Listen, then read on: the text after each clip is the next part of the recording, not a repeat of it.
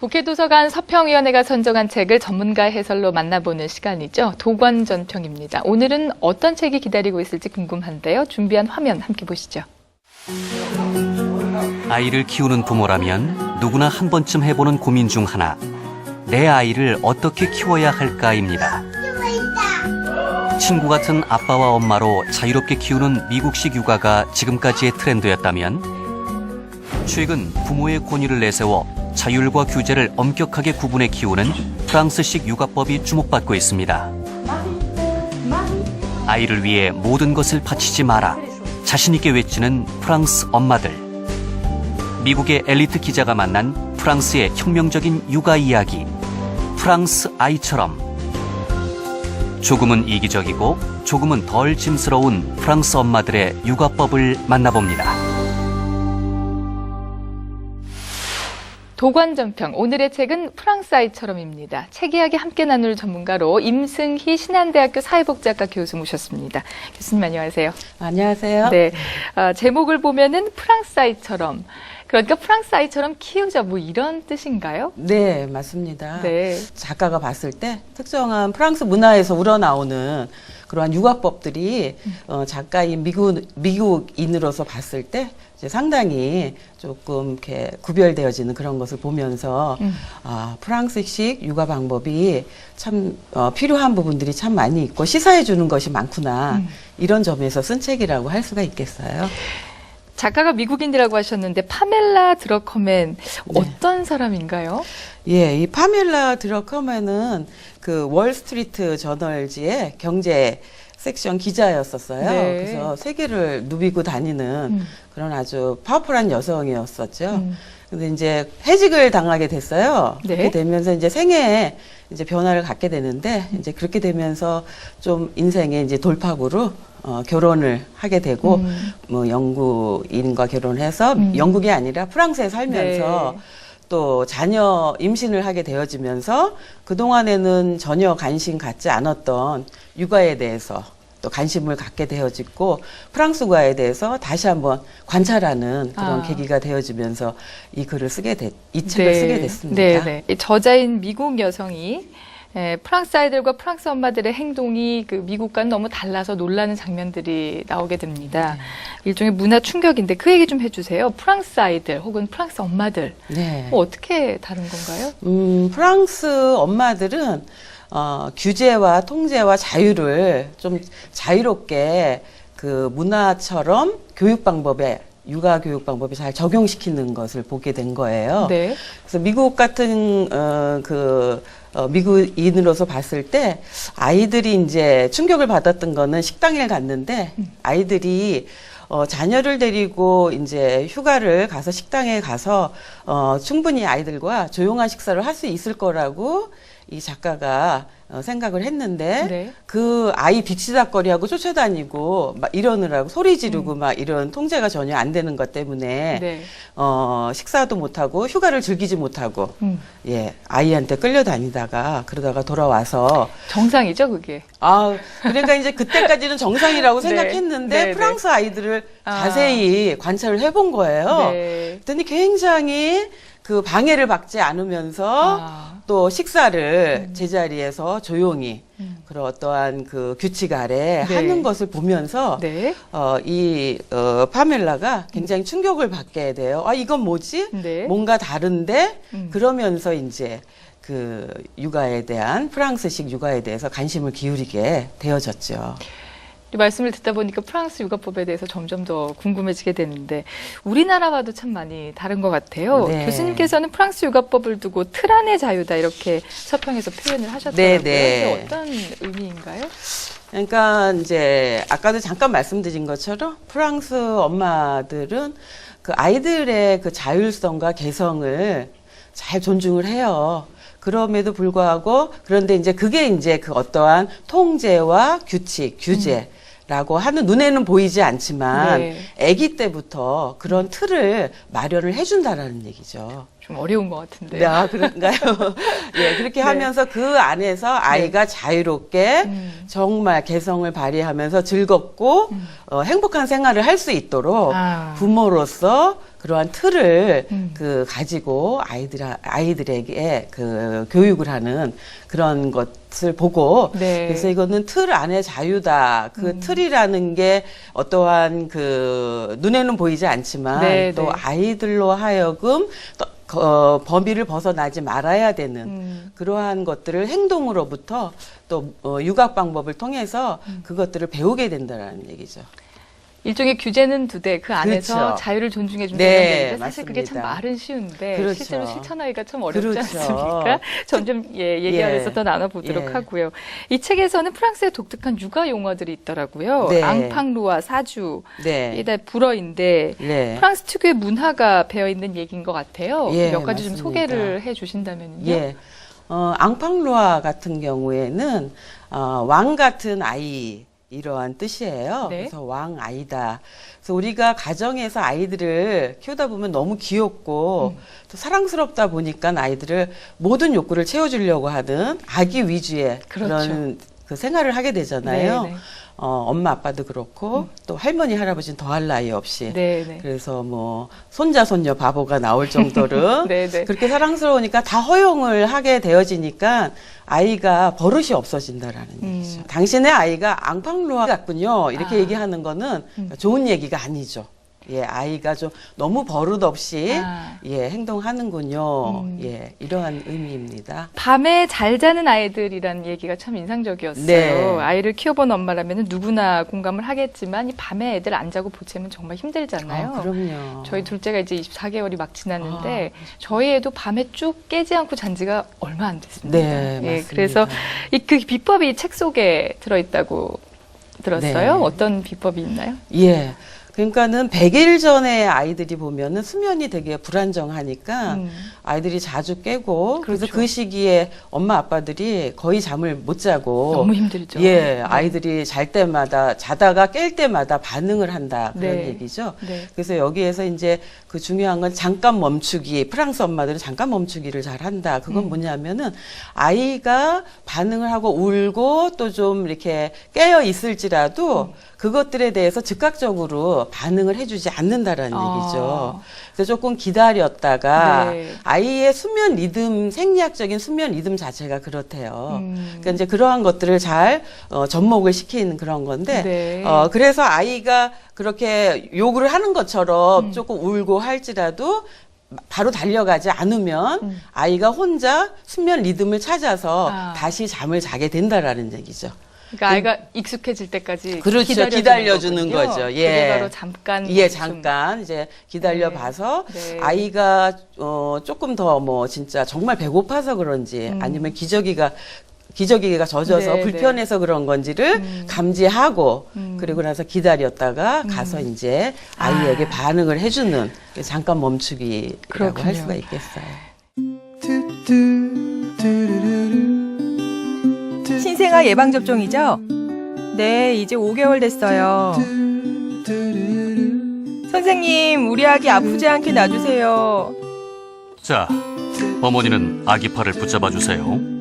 어떡해. 많이 아프지? 미안해. 엄마가 정말 미안해. 아기를 달래는 엄마에게 의사 선생님은 돌연 호통을 칩니다. 어머니, 아이에게 미안해하지 마세요. 예방접종은 삶의 일부입니다. 전전긍긍하면서 아이의 모든 불편함을 없애주는 건 오히려 아이 앞에 엄청난 불행을 준비시키는 것이나 다름이 없거든요. 아이에게 편한 것만 주기보다는 힘든 순간도 있다는 것을 알려주고 독립성을 키워주는 것. 이것이 바로 프랑스 육아 방식의 핵심입니다. 이 책의 각각의 챕터들을 보면 제목 하나하나가 참 흥미롭습니다. 네. 공감이 가는 얘기들도 있고요.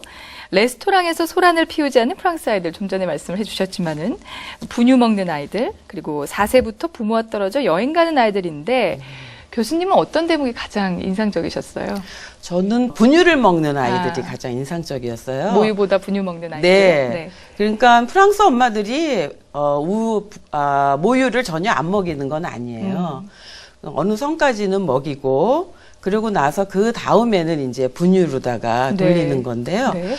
우리나라 같은 경우 지금 이제 또 아이한테 모유를 먹이는 것이 좋다. 그래서 그렇죠. 예, 모유 먹이는 걸 굉장히 권장하고 있고 또 점점 모유 먹이는 시간들이 엄마들이 좀 헌신적으로 되어지셔서 조금 더 길어지는 경향도 없지 않아 지금 있는 것 같아요. 왜냐하면 맞습니다. 그게 아이한테 좋다고 하니까. 그렇죠. 네. 근데 이제 아이도 중요하지만 엄마도 중요하다 그런 얘기죠. 네. 그래서 엄마의 개인적인 생활 또 엄마의 그런 자기 관리 이런 것을 위해서 지속적으로 네. 그렇게 모유를 오랫동안 먹이지 않는 아. 그런 장면이 좀 똑똑하다 엄마들이 좀 현명하다 프랑스 엄마들이 그렇군요. 이런 생각을 해보고 그 장면이 네. 인상적이었어요. 그렇군요.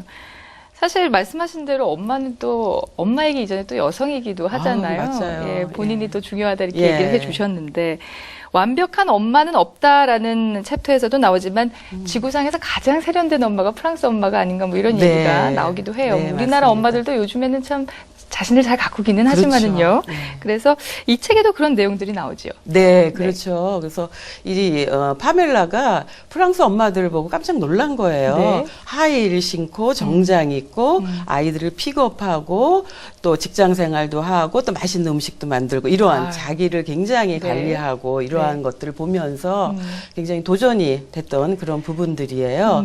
그러니까 이제 우리 엄마들은 아이들한테 먼저 모든 걸 초점을 맞춰서 그렇죠. 예, 자기 관리할 시간이 없다고 생각하고 네. 네. 또 엄마는 좀 더 이렇게 푸근하게 조금 흐트러진 모습으로 다녀도 용납이 되어진다. 또 그게 엄마스러움이다라고 네. 생각을 하는데 네. 프랑스의 엄마들의 상은 그렇지가 않죠. 그래서 완전 자기 관리 또 자아 존중감이 네. 상당히 높은 그런 모습들을 네. 조금 보여주는 것 같아요. 그러니까 모든 것이 아이를 중심으로 하는 것이 아니라 그렇죠. 자기 자신도 중요하다는 것을 네, 항상 그러니까는 인식하고 있는. 예, 뭐가 더 중요하다가 아니라 엄마가 우선 자아 존중감이 높고 네. 자아가 만족스럽고 행복해야지 네, 또 네. 아이에게도 네. 또 그러한 그 만족한 네, 그러한 네. 육아를 할 수 있을 거라고 이제 생각이 네. 듭니다. 일명 공감 가는 부분도 있는 것 같습니다. 네. 행복한 엄마가 또 행복한 그렇죠. 아이를 낳는다 이런 얘기도 예. 있잖아요. 근데 이제 우리 네. 같은 경우에는 엄마들이 이 책에서 보면은 조금 비교되는 것이 프랑스 엄마들은 자신을 가꾸고 직장에 나가고 하고 아이를 또 이런 보육시설에 맡기는 것에 대해서 별로 그 죄책감이나 이런 부분들이 없는 것 같아요. 네, 네. 그런데 이제 우리 한국 엄마들은 네. 그 부분에 대해서 죄책감이 참 많이 있구나. 그러니까 사실 우리나라나 미국도 그런 그렇죠. 봅니다. 어린이집에 아이를 맡기는 것에 대해서 굉장히 엄마들이 좀 죄책- 미안한 마음, 예, 미안한 마음 갖잖아요. 갖죠. 근데 그쵸. 프랑스는 그렇지가 않거든요. 예. 여기 보면은 프랑스 아이는 엄마가 아니라 온 나라가 함께 키운다라는 챕터가 있어요. 저는 네. 특히 이 부분이 참 인상적이었거든요. 프랑스 얘는 크레시라는 네. 우리나라로 따지면은 그 어린이집? 어린이집이지요. 네, 네. 그래서 어린이집에 이제 아이들을 보내게 되는데 네. 그곳에 그 많은 이제 공립 어린이집이 많이 있어서 중상급 그런 중산층 엄마들이 그곳에 아이들을 보내려고 굉장히 줄을 서고 네. 기다리고 네. 하는 그런 그 모습을 이 파멜라가 봤어요. 자기의 아기를 이런 공립 어린이집 크래시에 맡기는 거에 대해서 처음에는 별로 이해를 못했어요. 네. 미국 같은 경우에도 이렇게 그 타가소 같은 경우에는 정말 교육의 질도 안 좋고 모든 네. 것이 안 좋다고 네. 생각하는 그런 이제 생각을 가지고 있다가 네. 저런 곳에 왜 이렇게 프랑스 엄마들이 밀리지? 많이 모이지? 그리고서는 가서 직접적으로 보니까 그곳에 직접적으로 들어가서 보니까 뭐 거기에서 아이를 키우는 그러한 그 육아를 담당한 모든 선생님들이 네. 굉장한 전문가들로 구성되어져 있는 거예요. 그렇군요. 그러니까는 아이들을 집에서 키우는 것보다도 훨씬 더 어려서부터 교육적으로 네. 좋은 양질의 네. 그러한 교육을 책임져주는 네. 국가보장제도가 아. 사회복지, 네. 아동복지 제도가 이 크래시에 있었던 거였어요. 그렇군요. 예, 그래서 마음 놓고 아이들을 그곳에 내가 데리고 있는 것보다도 어떻게 생각하면은 더 효과적으로 전문가들이 키워준다라는 그런 문화가 네. 확산되어져 있다라고 할 수가 있겠죠. 지금 말씀하신 이 크래시 외에도 이 프랑스의 저출산 문제를 극복할 만한 사회적 제도들이 또 뭐가 있을까요?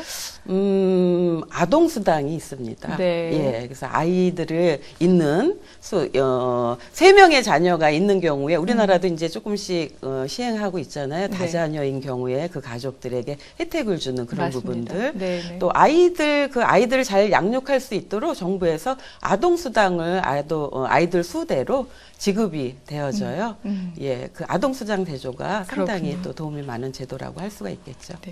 지금 크래시 얘기 나온 김에 프랑스 아이들 식습관에 관한 것도 저자가 좀 흥미롭게 네. 기술을 하고 있던데 프랑스 아이들이 패스트푸드보다 네, 샐러드, 맞습니다. 채소를 더 좋아한다. 네. 이 사실인가요? 예, 사실입니다. 네. 그래서 이제 미국 엄마들이 봤을 때, 네. 파멜라가 봤을 때 뭐 칩스라든가 그렇죠. 피자라든가, 치즈라든지. 예, 네. 치즈라든가 이러한 것들을 아이들이 이제 줬는데 프랑스 엄마들은 일테면은 그 감자 으깬 거라든가 야채 다진 거라든가 네. 그런 야채들을 어려서부터 먹이는 것을 본 거예요. 이제 그렇게 되어지면서 연령에 따라서 그러한 그 천연 그 재료들을 네. 연령에 먹을 수 있도록 아. 요리를 해서 주는 것을 보고 어린이 요리법이 그렇게 있는 그런 것을 보고 이런 패스트푸드를 줬던 엄마로서 아이들이 이렇게 야채를 잘 먹어 이런 부분에 대해서 상당히 많이 놀라게 되어졌죠. 그러니까 지금 말씀하신 크래시 그 유아 보육 기관에서도 이렇게 채소 중심으로 아이들 그렇죠. 어릴 때부터 먹이는 예. 것을 습관화 그렇죠. 한 거군요. 예. 그렇다면 교수님께서는 이 책에 나온 이 프랑스 육아법의 핵심 네. 뭐라고 보시는지요? 프랑스 육아법의 핵심은 저는 우선은 좋은 육아가 되기 위해서는 엄마가 건강해야 된다. 엄마가 행복했으면 좋겠다. 네. 예. 그래서 엄마가 자아 실현도 하면서 건강하게 죄책감 없이 건강한 정신을 가지고 아이를 잘 키우는 것. 이것이 저는 참 중요하다라고 생각을 했습니다. 아이뿐만이 아니라 엄마 중심의 육아관이라고도 볼 수가 그렇죠. 있겠네요. 예. 네. 엄마도 중요하다라는 네. 얘기입니다. 그다음에 교수님께서도 이 저자인 파멜라 드러커맨이 프랑스 육아법에 대해서 극찬을 했잖아요. 네. 같은 생각이세요? 어떤 면에서는 아까 제가 말씀드렸듯이 틀 안에서의 또 그런 그 자율과 또 통제의 그런 어떤 그 조화 가운데 아이들을 키우는 거에 대해서는 저는 네. 상당히 좋다라고 생각합니다. 네. 근데 이제 우리나라 문화에서의 느껴지는 정이라든가 또 따뜻함 이런 건 또 우리 문화에서 아이들을 정말 사랑하는 그러한